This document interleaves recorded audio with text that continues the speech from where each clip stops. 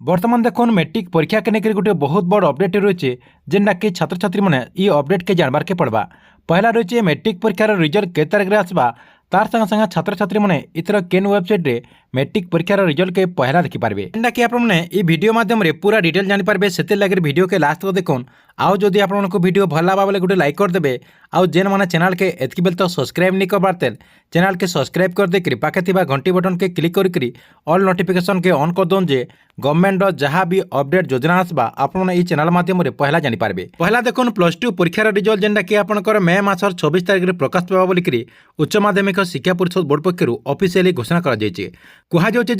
कला विज्ञान वाणिज्य धंदामूलक परीक्षार रिजल्ट गोटे दिन प्रकाश पाइबा। आगर जेन अलग अलग दिन अलग अलग रिजल्ट आसला जेनता कि आपंकर आर्ट्स वाले गोटे दिन आसला तार संगे संगे साइंस वाले गोटे दिन आसला इथर किंतु आर्ट्स साइंस कॉमर्स सब छात्र छात्री मान रिजल्ट गोटे दिन प्रकाश पाइबा जेनटा कि छात्र छात्री मैंने गोटे दिन सबुदिन रिजल्ट चेक करके जानीपारे। तार संगे संगे जेन छात्र छात्री मैंने इथर मैट्रिक परीक्षा देचन से माने भावुचन जे मैट्रिक परीक्षा रिजल्ट केबे आसबा यहाँ किंतु मैट्रिक परीक्षार रिजल्ट के लेकर गोटे बहुत बड़ अपडेट सामना के ये अपडेट जानबार आगर आउ गोटे अपडेट आपण समस्त को जानबार के पड़वा। देखुन मैट्रिक परीक्षार रिजल्ट जेन दिन आसबा से दिन किंबा तार आगर दिन जेन माने मैट्रिक परीक्षा रे पास करथिबे तांकर लागे माध्यमिक शिक्षा परिषद बोर्ड पक्षर डिजिटल सर्टिफिकेट दिया जेनटा कि आपने ऑनलाइन माध्यम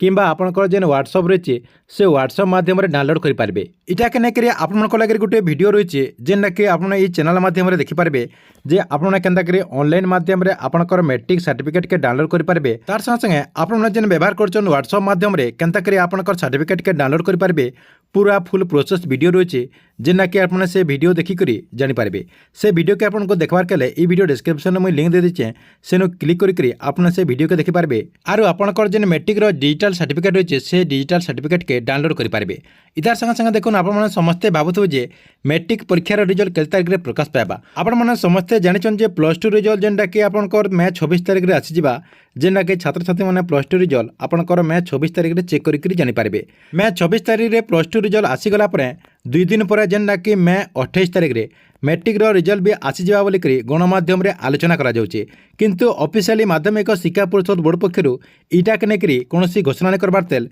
किंतु खूब शीघ्र मैट्रिक परीक्षार भी तारीख घोषणा करा बोलिकी आशा करा जाउछि। इतार संगे संगे जेन माने पहला मैट्रिक रिजल्ट चेक करबा लगे चाहछन सेमानक लागे दुईटा वेबसाइट रही। पहला वेबसाइट रही bscodisha.ac.in ये वेबसाइट के आपने सर्च करी आपनकर जे रोल नंबर अच्छे कि आपनकर ना देकरी आपने आपनकर रिजल्ट के चेक करेंगे। तार संगे संगे आउ गोटे वेबसाइट अच्छे जेनटा कि indiaresult.com indiaresult.com रे भी आपनकर सेंता रोल नंबर कि आपनकर ना देकरी आपने आपनकर रिजल्ट के चेक करेंगे।